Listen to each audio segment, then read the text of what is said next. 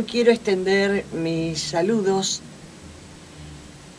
cariñosos a la radio El Buen Samaritano, a sus operadores técnicos y a todas las radios de cada provincia que transmiten nuestros programas y a todas las personas, seguramente hermanos de los distintos países del mundo, que siguen nuestras páginas, y muchas gracias por su aliento.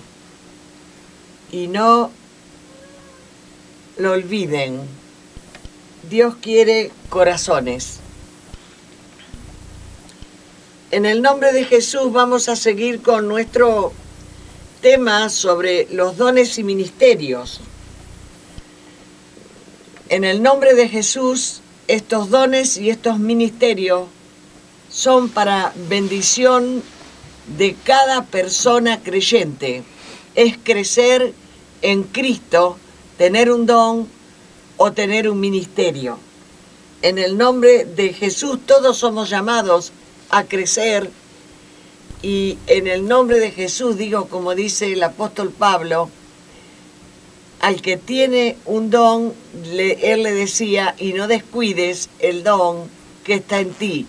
Y si no tenés ninguno, no descuides el tema de los dones y los ministerios, porque son parte de nuestra formación.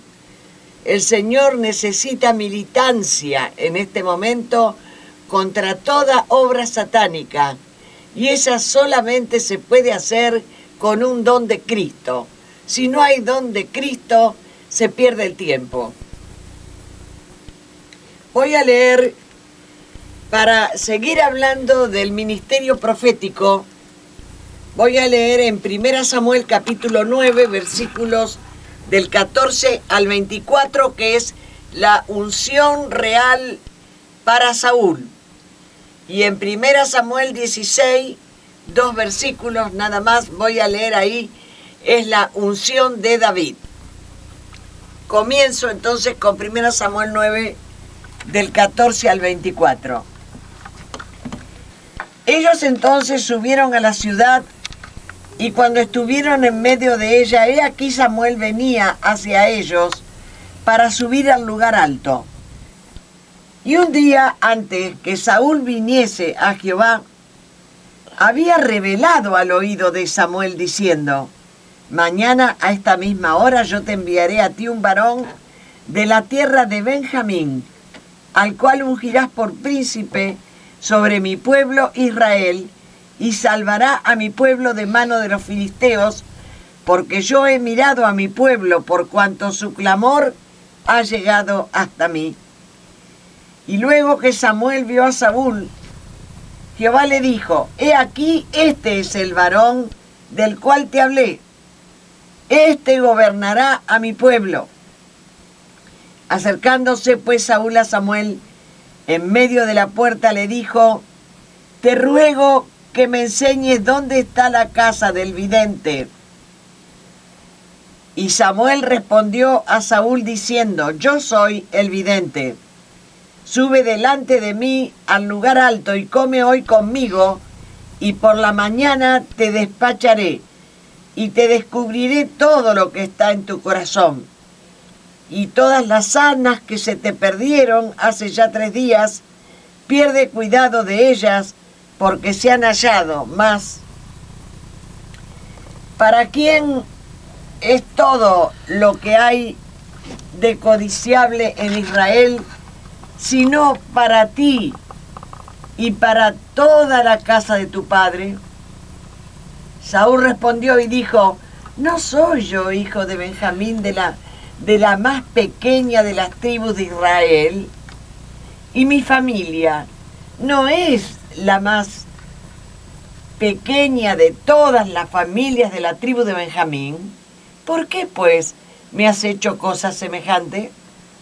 Entonces Samuel tomó a Saúl y a su criado, los introdujo en la sala y les dio lugar en la cabecera de los convidados, que eran unos 30 hombres. Y dijo Samuel al cocinero: trae acá la porción que te di, la cual te dije que guardase aparte. Entonces alzó el cocinero una espaldilla con lo que estaba sobre ella y la puso delante de Saúl. Y Samuel dijo: he aquí lo que estaba reservado, ponlo delante de ti y come, porque para esta ocasión se te guardó. Cuando dije: yo he convidado al pueblo, y Saúl comió aquel día con Samuel. Y también voy a leer en el capítulo 16 de Primera Samuel,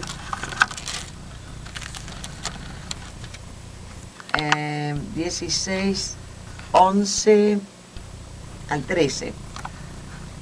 Entonces dijo Samuel a Isaí: ¿son estos todos tus hijos? Y él respondió: queda aún el menor, que apacienta las ovejas. Y dijo Samuel a Isaí: envía por él, porque no nos sentaremos a la mesa hasta que él venga aquí. Envió pues por él, y le hizo entrar, y era rubio, hermoso de ojos y de buen parecer. Entonces Jehová dijo: levántate y úngelo, porque este es. Y Samuel tomó el cuerno del aceite y lo ungió en medio de sus hermanos. Y desde aquel día en adelante el espíritu de Jehová vino sobre David. Se levantó luego Samuel y se volvió a Ramá. En el nombre de Jesús, seguimos entonces con este tema de cómo se fueron estableciendo los dones y los ministerios según el orden de Dios. Y estamos hablando cómo se estableció el ministerio de Samuel. Estamos tomando ejemplo de cómo fue el ministerio profético de Samuel. Vuelvo a repetir que hay un grupo de profetas que se llaman anteriores, entre los cuales está Moisés, que de hecho su tarea fue política y legislativa. Esto era cuando todavía en Israel había jueces. Los pueblos que se modernizan, ¿no? Voy a enfatizar en este punto, que se modernizan sin medir las consecuencias. Israel, que venía con un sistema teocrático, quiso modernizarse a la usanza de los países vecinos. El pueblo hebreo, que airoso ya había salido de Egipto bajo un liderazgo teocrático, entre todas las quejas que tenían, ahora la última queja y la última novedad es que se han enamorado de los sistemas políticos de los países vecinos. Se habían cansado del sistema teocrático, un sistema donde Dios tomaba parte a través de los profetas y de los jueces, y ya instalados en la tierra prometida, comienzan a pedir otro sistema de gobierno. Querían un sistema monárquico, o sea, querían un rey. Samuel, el profeta, asume el pedido de Dios. Y Dios le dice: hazles un reclamo sublime. Escucha al pueblo. No es que no te quieren a ti, porque Samuel escuchó unas quejas en cuanto al sistema, ¿no? No es que no te quieren a ti, no me quieren a mí, dice el Señor. habrá rey sobre vosotros, pero yo les advierto, decía Samuel, lo que van a padecer con el rey, con cualquier rey que asuman. Pero el pueblo no quiso oír la voz del profeta Samuel, y sí oyó Samuel las palabras del pueblo, y las refirió a Jehová. Y Jehová le insistió a Samuel en esto: oye su voz y pon rey sobre ellos. Y así hizo Samuel.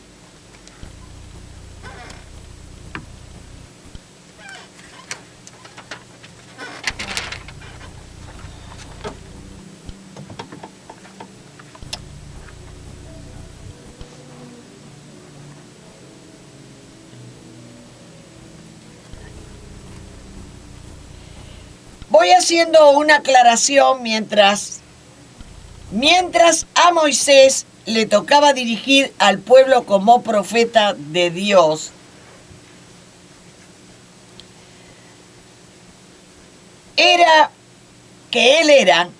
No tenía funciones. Esto quiero que lo tomemos en cuenta en cuanto a los profetas.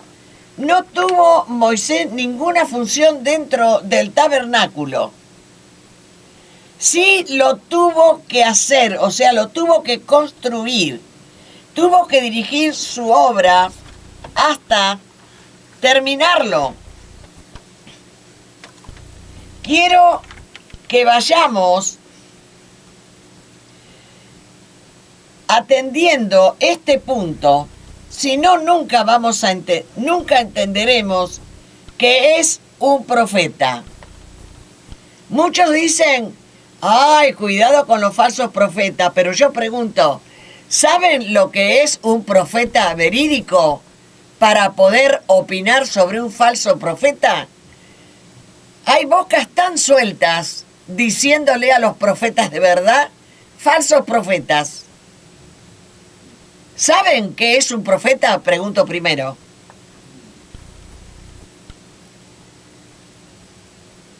Moisés tuvo que hacer tanto el tabernáculo como el orden de su funcionamiento en cuanto a la tienda, o sea, la estructura, y en cuanto a los Aarón, y en cuanto a los levitas, y en cuanto a los muebles, y en cuanto a las ofrendas y honra a Jehová.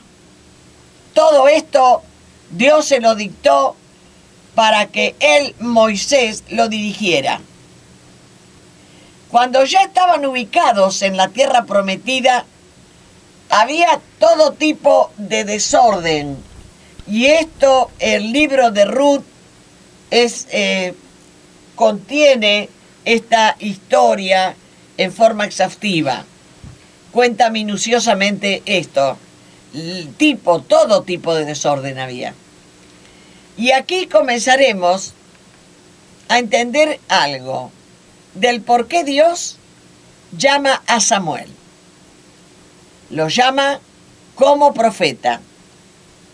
En aquellos días no había rey en Israel y cada uno hacía lo que bien le parecía. Jueces 17:6. Y primero Samuel dice: Samuel creció y estaba con él, con Jehová, ¿no? Y todo Israel, desde Dan hasta Berseba, conoció que Samuel era fiel profeta de Jehová. La orden de Dios para Samuel fue: Samuel, oye la voz del pueblo y pon rey sobre él.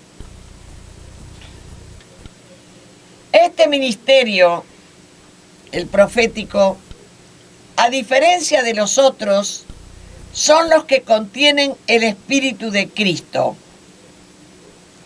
Dice en la primera carta de Pedro 1:11, dice que los profetas que profetizaron de la gracia escudriñaron qué tiempo y qué persona indicaba el Espíritu de Cristo que estaba en ellos, los cuales anunciaban tales profetas anunciaban los sufrimientos de Cristo y las glorias venideras. Estos eran los temas de estos profetas del Antiguo Testamento. El Espíritu de Cristo anunciaba las glorias venideras y los sufrimientos de Cristo.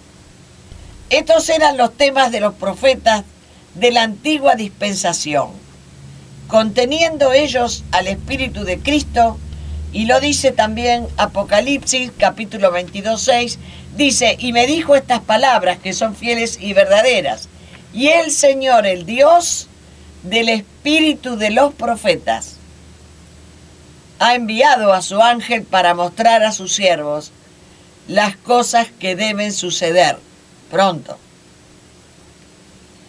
Los profetas desde la antigüedad llevaban dentro suyo un espíritu de Cristo que confrontaban estos profetas permanentemente con los sacerdotes y con los reyes.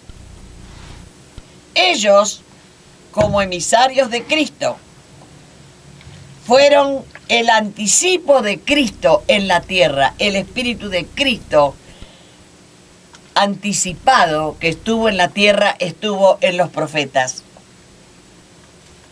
Al Espíritu de Cristo no lo toleran los señores del mundo y tampoco los señores de la religión.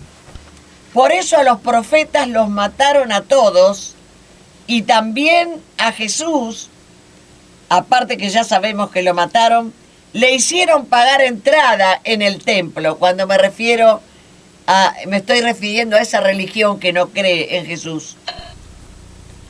Y le hicieron pagar entrada al templo. Lo que no se tolera en la tierra es al Espíritu de Jesucristo. Los profetas de todos los tiempos padecen persecución, y Jesús decía, Jerusalén, Jerusalén, que matas a los profetas y apedreas a los que te son enviados. ¿Cuántas veces quise juntar a tus hijos como la gallina junta a sus pollitos debajo de sus alas? Y no quisiste. Mateo 23:37. ¿Qué pasa cuando llega Samuel y ve todo esto que pasaba? Todo esto que lo explica el libro de Ruth, ¿no? Samuel ya había leído las leyes del reino de Dios. No son las leyes de Moisés, son las leyes del reino de Dios. Ese que Dios quiso instaurar siempre en la tierra, pero llegará el día bendito, que Él venga y lo instaure en la tierra, en el aire, en el cielo, donde Él quiera. Yo quiero estar ahí. Las leyes de ese reino de Dios en la tierra la ignoraron.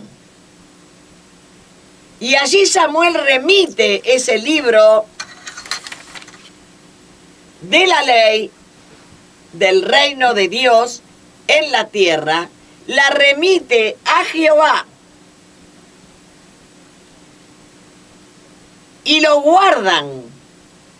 Entre él y Jehová lo guardan hasta que alguno digno pueda leerlo. Apocalipsis 5. Samuel, enojado con Saúl, le dice, Saúl, ¿qué has hecho? Yo venía a confirmar tu reino, pero locamente has hecho. No guardaste el mandamiento que Jehová te había ordenado, pues ahora Jehová hubiera confirmado tu reino sobre Israel para siempre. En este momento se estaba jugando, o mejor dicho, se estaba comenzando a instalar el reino siempre eterno. Por eso allí estaba el librito, que Dios luego ofrece a David, no el librito, el reino, que Dios luego ofrece a David, que esta fue la línea mesiánica de un reino siempre eterno, de Jesús, el Mesías. Sigue diciéndole Samuel a Saúl, mas ahora tu reino no será más duradero. Jehová se ha buscado un varón conforme a su corazón, al cual Jehová ha designado para que sea príncipe sobre su pueblo. Por supuesto, tú no has guardado lo que Jehová te mandó. 1 Samuel 13, 8 al 14. Nos es fácil darnos cuenta la difícil situación para todos. Y para Samuel,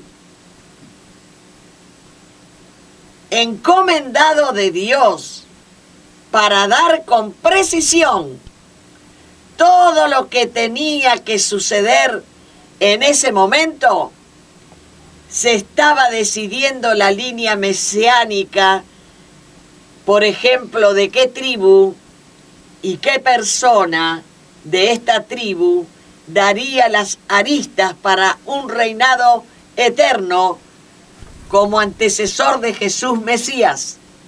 ¿Quién? ¿Quién sino David ungido? Por un lado observamos la línea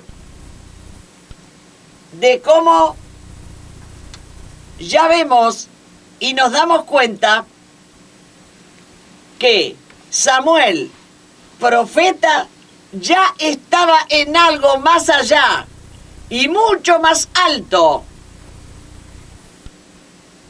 que fue definir de cuál de las 12 tribus, de la cual de las líneas llegaría el Mesías prometido. Es posible que el profeta Samuel ni siquiera lo supiera, que él pensara que todo se daba entre Saúl y David nada más. Es posible que ni siquiera se diera cuenta por qué razón era todo tan estricto. ¿Por qué el libro de las leyes del reino se guardaron una vez que Samuel lo leyó? En el cielo lo sabían. No había hombre digno para su lectura. El rey Saúl lo escuchó, pero comenzó con no obedecerlo. Y así es como sucede todo. Dios le dice a Samuel, búscame otro hombre, que si bien era de la provincia de Judá, no era de la tribu de Benjamín. De la tribu de Benjamín era Saúl, al rey que ya habían nombrado y ya Dios le había mostrado que lo desechaba. Sino este hombre nuevo que va a elegir como rey era de la tribu de Judá, coincidiendo con todos los profetas del Antiguo Testamento acerca del Mesías. ¿De cuál de las tribus vendría el Mesías?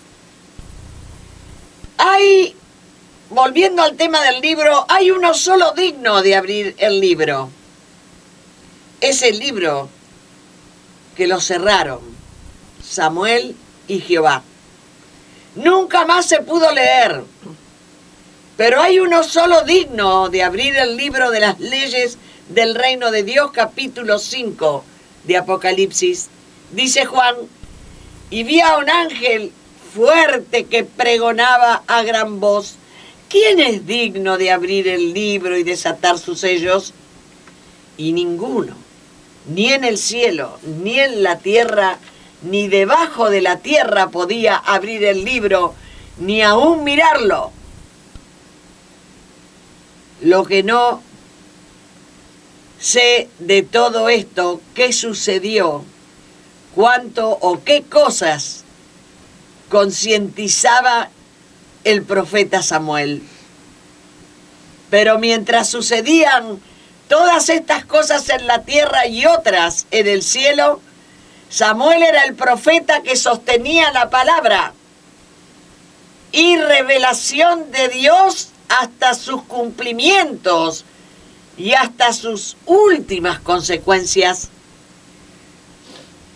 Contar otras historias de profeta es redundar en historias muy parecidas, por lo difícil donde los profetas entregaron sus vidas sosteniendo la palabra que Dios le ha mostrado y le ha encargado. Si por ejemplo miramos a Ezequiel, otro profeta, que cuando Dios lo lleva a un valle lleno de huesos secos y le dio la tan difícil tarea de hacerlos vivir con el respeto y el perdón de los sinceros, tengo que decirles que en el caso de Samuel no fue llevarle una palabra a Saúl y otra palabra a David y se fue a su casa. La profecía lleva meses y años hasta sus cumplimientos, según el orden y el tiempo de Dios.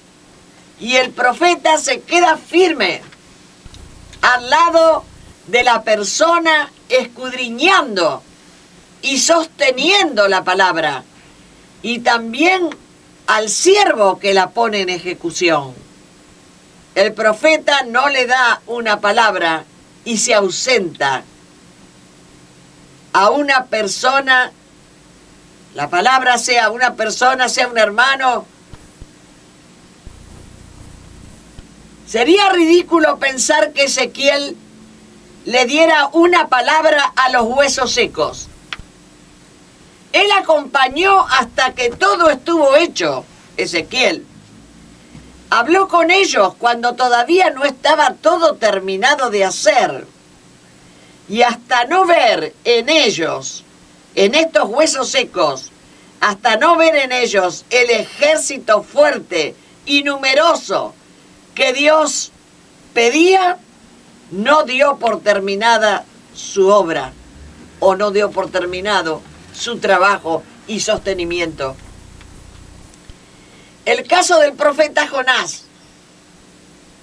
Él, podríamos decir en un término popular, achicó con lo que Dios le había dicho. Y le tocó pasar, por esa razón, 3 días y 3 noches dentro de un pez grande, una ballena, lo que sea. La orden de Dios no es para que el profeta decida qué hace con ella, si va o no va, si le ejecuta o no. La cumple. Esdras, por los pecados de los sacerdotes y jueces y reyes, entra en un estado de angustia y llora amargamente. Se arranca sus cabellos y su barba y lucha hasta lograr lo que Dios le había pedido, un remanente. Dice Esdras: me levanté de mi aflicción y rasgando mi vestido y mi manto, me postré de rodillas y extendí mis manos a Jehová mi Dios, diciendo: Dios mío, confuso y avergonzado estoy para levantar, oh Dios, mi rostro a ti. Pero ahora por un breve momento ha habido misericordia de parte de Jehová nuestro Dios para hacer que guardara un remanente libre para darnos un lugar seguro en su santuario. Hasta que no se logró la voluntad de Dios de encontrar a esos algunos libres, se llaman, para refugiarse en el santuario, no dio el profeta su obra por terminada. El capítulo 9 del libro de Esdras. Los profetas tienen la palabra, la sostienen a veces en un quehacer moviéndose, y otras en silencio y quietos. Cuando Dios manda a los profetas a las naciones, por tanto a sus autoridades, reyes, presidentes, senado, diputados, etc., no los manda a hacer política, sí los manda a poner orden, el orden que debe tener cada nación cuando se organiza políticamente. El profeta no lleva una Biblia en la mano ni una pancarta para que sepan que viene de parte de Dios. El profeta pone palabra de poder para las transformaciones en la tierra que deben realizarse. Samuel le debía poner el orden al rey Saúl y Saúl se rebeló. No le gustó ese orden. Por eso Dios le retiró y anuló su reinado diciéndole: Samuel, a Saúl, has hecho locamente, por eso ya Dios ha puesto a otro hombre como rey. Capítulo 15, versículo 28. Y así lo manda Dios a Samuel a buscar otro hombre. Y lo manda a la casa de Isaí, que es el padre de David. Cuando se reúne con Isaí, le pide que quiere ver a sus hijos, y el papá comienza llamando a los hijos mayores y posiblemente los más capacitados por la edad. Y cuando el padre pensó que ella había mostrado a Samuel todo lo que a Samuel le podría interesar, el profeta tenía seguridad que ninguno de los hijos que le había traído a su presencia era el hijo que él buscaba.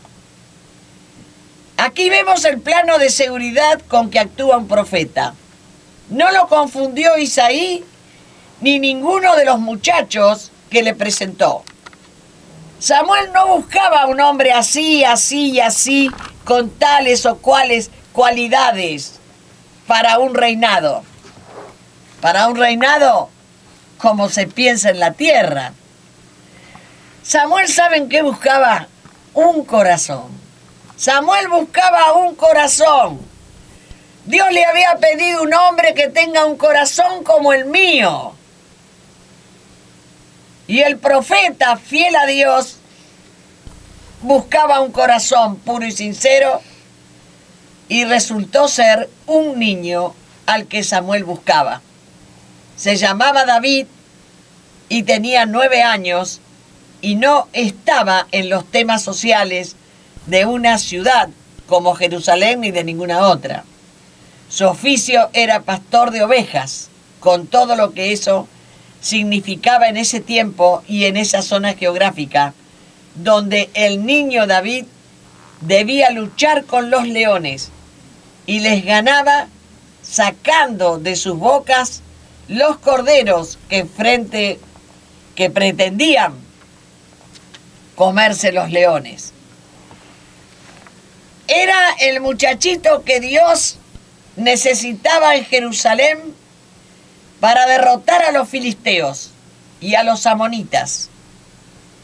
Y Goliat, su más furioso enemigo filisteo, a él solo con una gomera y una piedra lo logró. Samuel tenía seguridad de lo que buscaba. Un profeta no deja que nadie lo engañe, ni sus ojos ni sus oídos. No actúa por fuertes impresiones, actúa por fuertes verdades. El profeta tiene un oído afinado para escuchar a Dios. ¿Y saben cuál era la gran diferencia? Y a la vez la gran incógnita de lo que aquí pasó: pedir un rey, pedir enseguida, pedir mientras estaba Saúl reinando, pedir otro rey. Que en la tierra buscaban un rey, el pueblo buscaba un rey que les avale todas sus fechorías y hacer así una complicidad de pueblo más rey, más autoridades de todo tipo contra los jueces que habían sido puestos por Dios. Pero en el cielo andaban buscando otra cosa. En el cielo andaban buscando una familia. Estaba Samuel lleno de todo esto en las órdenes. La hora difícil de Samuel, de 2 reyes a la vez, al unísono. Los malos momentos que pasaron ambos reyes, y no ni les cuento Samuel, que los tenía que organizar. Pero además el profeta, en su corazón entregado y con ese espíritu de Cristo, podía aceptar que en la tierra se buscaba una cosa y en el cielo se buscaba otra, pero Dios le decía: escuchá la tierra, escuchalos. Pero había otro propósito en el cielo. En el cielo andaban buscando una familia que haya dado un hijo para la dinastía real de un rey siempre eterno.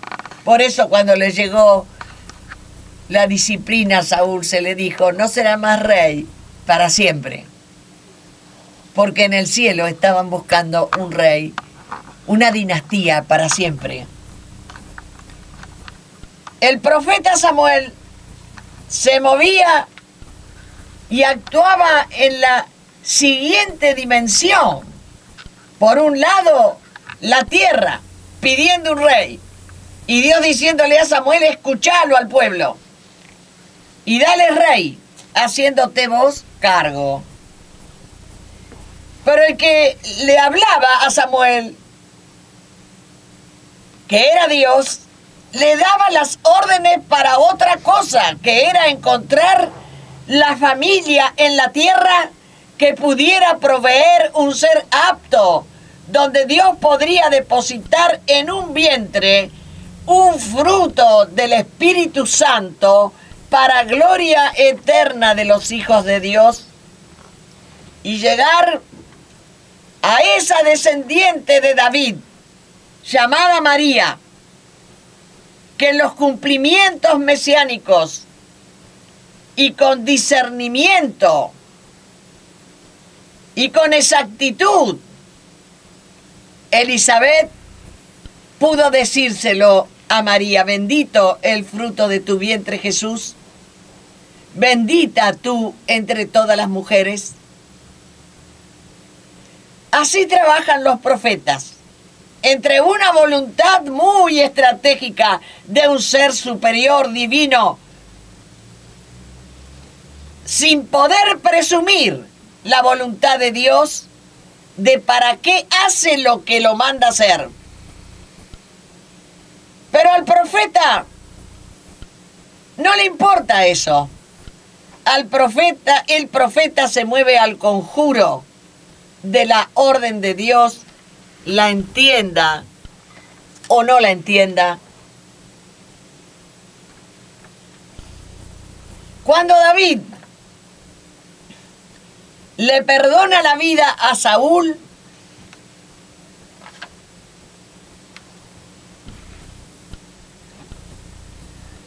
y lo honra como rey, David a Saúl lo honra como rey, ya sabiendo Saúl que David ya era rey, muere Samuel ya muy anciano, y David comienza su reinado en Judá, en el monte Hebrón, por órdenes de Dios a David. Todo el pueblo vino a reconocerlo y fue ungido por el pueblo, habiendo sido anteriormente y a los 9 años ya ungido por Dios. Ministración del profeta Samuel. cuando David tenía 9 años. Vivió hasta que David fue rey, ungido por el pueblo. Samuel, que ya se sentía viejo y quería ya alejarse de las tareas de una nación cuando ungió a Saúl, mantuvo esa unción hasta que David, rey mesiánico, fuera ungido por el pueblo y comenzara a reinar. Y así terminó Samuel sus días y murió más o menos en el 1060 a.C. Gracias, hermano Samuel, por tus fuerzas en Dios y por no haber claudicado ante el cuadro tan difícil de ungir a 2 reyes en un mismo tiempo y con distintos propósitos, sosteniendo la visión de un rey Mesías a través del linaje de David. Muchas gracias, Señor, por el profeta Samuel. Señor, queremos continuar la historia, amándote como ellos lo hicieron. Amén.